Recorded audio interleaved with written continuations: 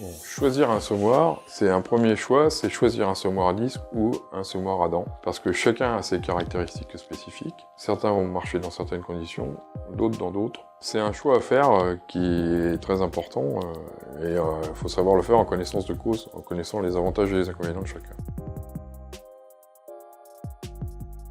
Un bon semoir de semis direct, il faut qu'il ait 4 qualités principales. Un bon contact sol-graine, que ce contact sol-graine soit régulier à une profondeur régulière.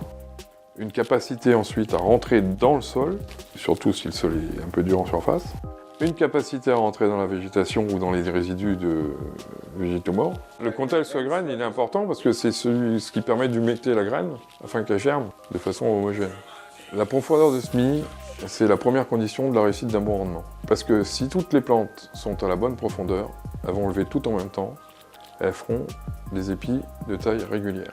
En maïs, on a beaucoup d'études là-dessus, et qui démontrent que si la levée est hétérogène, c'est-à-dire s'il y a une plante qui prend 2 ou 3 jours de retard sur l'autre, cette plante en retard va faire un épi beaucoup plus petit, parce qu'elle aura été concurrencée par la plante à première levée. Et parallèlement, la plante la première levée ne fera pas un meilleur épi si elle lève avant sa voisine que si elle lève en même temps.